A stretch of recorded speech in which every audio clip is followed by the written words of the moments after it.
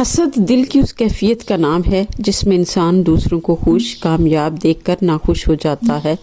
اسلام میں حسد کو ایک بہت بری صفت اور گناہ سمجھا گیا ہے۔ قرآن و حدیث میں حسد کی سخت مذمت کی گئی ہے اور اس سے بچنے کی ہدایت کی گئی ہے۔ میرے پیارے آقا حضرت محمد صلی اللہ علیہ وآلہ وسلم نے فرمایا، حسد نیکیوں کو اس طرح کھا جاتا ہے جیسے آگ لکڑی کو کھا جاتی ہے۔ ایک اور جگہ پر آپ صلی اللہ علیہ وآلہ وسلم ارشاد فرماتے ہیں، تم حسد نہ کرو، بغض نہ رکھو، ایک دوسرے سے منہ نہ موڑو اور اللہ کے بندے بن کر بھائی بھائی بن جاؤ۔ قرآن مجید میں اللہ تعالیٰ نے حسد کی شر سے پناہ مانگنے کی تعلیم دی ہے، جس سے ظاہر ہوتا ہے کہ حسد ایک خطرناک اور نقصان دہ صفت ہے۔ سورۃ فلق میں ہے، وَمِن شَرِّ حاسد اذا حسد، اور حسد کرنے والے کی شر سے جب وہ حسد کرنے لگے پناہ مانگو۔ سورۃ نساء میں ہے، یہ لوگوں سے حسد کرتے ہیں اس پر جو اللہ نے انہیں اپنے فضل سے دیا۔ اللہ نے ان لوگوں کی مذمت کی جو دوسروں کی نعمتوں پر حسد کرتے ہیں۔ سورۃ بقرہ میں ہے، بہت سے اہل کتاب یہ چاہتے ہیں کہ تمہارے ایمان لانے کے بعد تمہیں مرتد کر دیں اپنے دلوں کے حسد کی وجہ سے، باوجود اس کے کہ حق ان پر ظاہر ہو چکا ہے۔ ان آیات اور احادیث سے یہ ظاہر ہوتا ہے کہ حسد کرنا ایک شر اور برائی ہے۔ حاسد اللہ کی نعمتوں کی تقسیم پر راضی نہیں ہوتا۔ حسد انسان کے دل کو زہر آلودہ کر دیتا ہے۔ حسد کے اثرات بہت سنگین ہیں جو حاسد کی خوشیوں اور صحت دونوں کو تباہ و برباد کر دیتے ہیں۔ عموماً لوگ یہی کہتے ہیں کہ ہم تو کسی سے حسد نہیں کرتے۔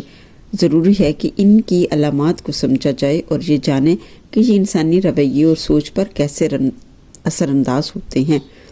حاسد دوسروں کی خوشحالی، کامیابی اور ترقی کو دیکھ کر دل میں بے چینی اور کڑواہٹ محسوس کرتا ہے۔ وہ حسد زیر اثر دوسروں کے بارے میں منفی باتیں پھیلانے لگتا ہے اور ان کی عزت کو کم کرنے کی کوشش کرتا ہے۔ وہ اللہ کی تقسیم پر راضی نہیں ہوتا اور دوسروں کو دیکھ کر ناشکری کا رویہ اپناتا ہے۔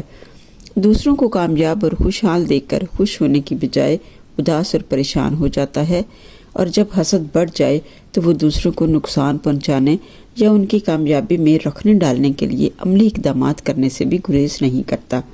حسد کی علامت میں یہ بات بھی شامل ہے کہ وہ غیر ضروری یا بلا وجہ دوسروں پر تنقید کرے گا، ان کے کاموں یا باتوں میں منفی پہلو ڈھونڈے گا۔ وہ دوسروں کی ناکامی پر خوش ہوتا ہے اور چاہتا ہے کہ دوسرے کی نعمتیں چھن جائیں۔ اکثر اس کے اثرات اس کے چہرے سے نمایاں ہو جاتے ہیں۔ وہ جھنجھلاہٹ یا ناخوشی کا اظہار کرنے لگتا ہے۔ حسد کے بہت سارے نقصانات ہیں۔ حسد کا ایک بڑا نقصان یہ ہے کہ وہ اپنی خوشیوں کو اپنے ہی ہاتھوں تباہ کر دیتا ہے۔ وہ اپنی صلاحیتوں اور قابلیتوں کو اپنے حالات بہتر بنانے اور اپنے لائف گولز کو اچیو کرنے کی بجائے دوسروں کی خوشحالیوں پر کوڑنے میں اپنی صلاحیتوں کو ضائع کر دیتا ہے، اور وہ اپنا وقت بھی دوسروں پر ضائع کر دیتا ہے۔ وہ سٹریس اور کنفیوژن کا شکار ہو جاتا ہے، اور یہی سٹریس اور کنفیوژن کی وجہ سے بہت ساری بیماریوں کا شکار ہو جاتا ہے۔ نیند کا نہ آنا، سر کا چکرانا، بلڈ پریشر کا ہونا، شوگر، معدے کی بیماریاں، پاگل پن کی کیفیت کا ہو جانا، بہت زیادہ خاموش رہنا یا بہت زیادہ بولتے رہنا۔ حاسد کے ان رویوں کی وجہ سے اس کے قریبی ساتھی بھی اس کا ساتھ چھوڑ دیتے ہیں، اور سب سے بڑا نقصان وہ اپنی نیکیوں کو ضائع کر دیتا ہے۔ جیسا کہ نبی کریم صلی اللہ علیہ وآلہ وسلم نے فرمایا کہ حسد نیکیوں کو ایسے کھا جاتا ہے جیسے آگ لکڑی کو، تو وہ خود ہی محنت سے نیکیاں کما کر جلتی آگ میں پھینک دیتا ہے۔ جب وہ دوسرے کی عزت خراب کرنے کی کوشش کرتا ہے تو وہ غیبت اور بہتان جیسے سنگین گناہ کا مرتکب بھی ہو جاتا ہے، اور قرآن و حدیث میں غیبت کرنے والے کے لیے سخت وعید یعنی سزا کی پیشین گوئی کی گئی ہے۔